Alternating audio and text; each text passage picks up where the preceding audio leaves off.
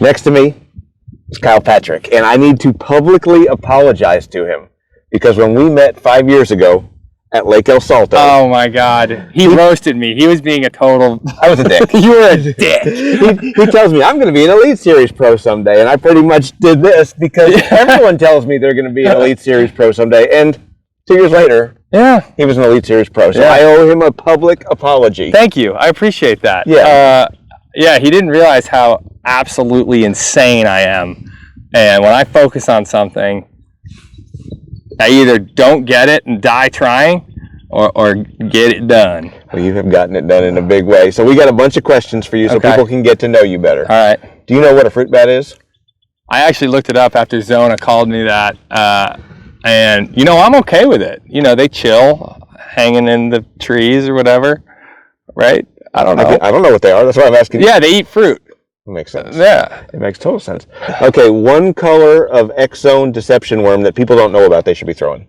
Oh, well, that's easy because I have it right here. And it's a color that I actually had mentioned to them that I really wanted them to come out with. It's called Pumpkin Plum Party. Pumpkin, and we called it Pumpkin Plum Party. Triple P, baby. So there's something about baits that have, like that two-tone, like the bottom's one color and then it switches to the top. I've thrown this color ever since I was a kid, craws, worms, whatever. But that blue flake in this color, like that really nice blue flake on the bottom, and then sort of a green pumpkin brownish top. When it falls, I like to have there be like a flash, like when the worm hits the bottom and the tail kind of floats up, there's like a flash of that, that purple and blue on the bottom, but then a really natural brown. Hands down the best color, and I use it on jigs. Did well in the top 10 in the Pasco tank on this color on the back of a jig, and caught him here just now, actually, on this little worm right here. I'm so excited, I'm throwing it all over the place. Okay, I know you are in a very much committed relationship. Yes. But if you were not, I like this. Which Elite Series pro would you want to be your wingman when you went into a bar? Oh, that's a good question. I feel like Cooper Gallant's high on that list. Why? He seems so quiet. Yeah, but he just pulls. Really? Yes, he does. Girls like him, and I don't know why. I think because they might think he's a homosexual. Maybe. I mean, that's politically correct. I think they actually might think that, he swings the other way, which is cool. And then I would say Lee Livesey's up there on that list as well. Okay. Yeah. If we were to move the Classic to the summertime, and we didn't have to worry about the venue or the convention center, where would you want it to be? Oneida Lake. You think Oneida's big enough for a Classic? 50 boats, yeah. Yeah, 50 boats. And if we're talking about a venue, you've got Syracuse right there, the Dome, there's all kinds of space. If they had it in the summer, I think Oneida would be like one of the prime candidates. But it'll never happen because bass season isn't open until June 16th. So what's another lake anywhere in the country that you have not fished a BASS tournament on that you would like to fish one on? Ooh,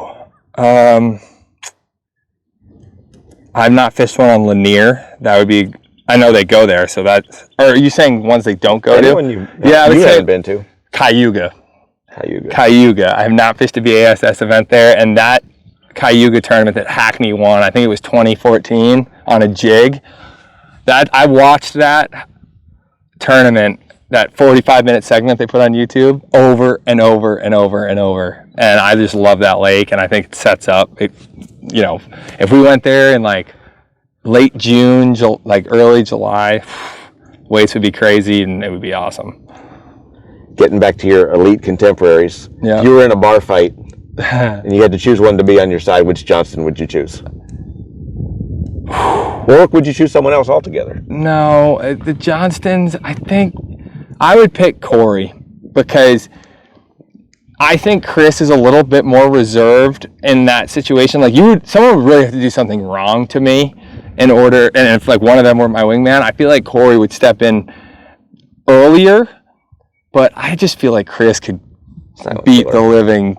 You're all in on the Corey. Canadians. Coop, Chris, Corey. Yeah, they're all great, dude. For some reason, Canadians are cool people. I don't know. They're also weird, but I'm weird. You're weird. Yeah. Pizza toppings? Favorite pizza toppings? You throw anything you want on there, I'll eat it. As long as there's salt, pepper, spice. What is that? Hot pepper? No, red like the red pepper. Yeah. So where's the best pizza in Cooperstown or elsewhere in New York? Oh, good question. Well, I'll tell you where the best wings are in Cooperstown, New York. Is Cooley's Stonehouse Tavern. I actually really good buddies with the owner, and he has like a little sponsorship with me going. I get free wings. I gotta go for that. Yeah, they're honestly unbelievable, and like, you know, with the Dreams Park being there, people go in there all the time and like are astonished by how good they are. Like top of the line. Like Buffalo style? Buffalo wing. Anytime they have Hawaiian, Buffalo. When I go in there, I get I get the wings extra crispy, no sauce, like no mixed sauce. I have them drizzle hot sauce with a little bit of Parmesan on them. Ooh. Blue cheese. I'm obsessed with blue cheese. I eat them. They actually, when I order wings there, they bring me out a bowl like this big and that deep of blue cheese, and it's weird. That's cool. Yeah, it is cool. That's cool. I know you like Sour Patch Kids too. What's the most you've ever eaten at one time? Disgusting amounts. I actually, last night, I got upstairs and I was about to fall asleep, and I couldn't fall asleep, and I was kind of hungry, so I ate like a whole big bag of Sour Patch Kids, and Caroline, my girlfriend, looked over at me and was like, "What are you doing?" And I'm like, I don't know. I can't sleep. So weird amounts, but you know those big bags? I do. I've eaten like easily half a bag. It was at the St. Johns River, and I was passing it along to everyone. If Sour Patch Kids are not available, are gummy bears a reasonable substitute or not even close? They're reasonable, I think. But they have to have that sour coating on them, you know? Yeah, the sour coating. I'm a big sour guy. The sour that kind of mixes in your mouth. It's so good. Someone hasn't tried Douglas rods. What's one rod they should get that will tell them what the Douglas story is all about? Ooh. So, you know, they originally were a fly fishing. Like, they're big on the fly fishing side of things. They've won the Yellowstone Shootout a bunch. They make really, really good fly rods, and that translated over to spin and cast really successfully. But I think, you know, everyone's talking about finesse these days, and you know, I had a really good finish here on this lake, and this rod, it's the 744 XF. It's basically an all-around finesse rod, but it has enough backbone to where, like, I'll throw like a big minnow on it, like a quarter ounce, like 6 or 7 inch minnow, like a Sakamata shad. Everyone knows the Sakamata shad. X Zone makes a bunch of good minnows I throw on it, and I'll throw a tiny little worm all the way to a giant minnow on this rod, and it seems to keep them on really well. It's super sensitive. This would be my spinning rod, and then the casting is everyone who knows me knows I pretty much exclusively throw that 745 casting rod. Do you fart in front of your girlfriend? Absolutely. Like silent? No, all the time. In fact, I will, you know the classic Dutch oven? I do. Yeah, all the time. She's going to hate me. Well, she probably hates you already. Yeah. What you're doing. Yeah. Another fishing, sort of fishing. How often do you wear your Century belt around the house? I actually I don't wear it that much. I'm actually in the process of building a house where I'm going to have like a little trophy case. That's a prized possession of mine, that belt. I would put on chaps and wear it every day. Yeah, I love that belt, man. That's a hard thing to get. I don't know if I'll ever get one again in my life, you know? Well, you have four coming up in a few weeks. We do. And that someone, actually, I'm going to say 6+ people will get it there again. Do you think you're more likely to get another one at a place like Fork, or when we go up to the St. Lawrence or someplace like that? That's tough. Sorry for the brief interruption. That's okay.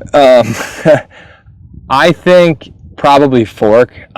What's weird is, like, I really haven't had that much success in Bassmaster events on smallmouth fisheries, because, I mean, we've gone to the St. Lawrence. It just seems to get me every time we go there. So I'm not going to say there. I would say Fork. Okay. Yeah. Now, you have, people who follow fishing know this, but you have probably the best social media content of anyone. If people are not already following you, what platform should they look for you on? Yeah, all of them. It's just KGP Fishing. Post a bunch of content up there. It's just fun stuff. You know, I try to not do the, like, hey guys, like, this is what I'm throwing and this is why.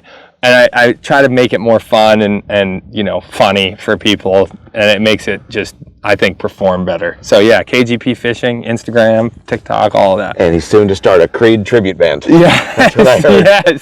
yes, I can sing me some Creed. So check him out. He's one of the coolest people. I apologize publicly. Yes, I owe him thank an you. apology, and I can't wait to fish with him again.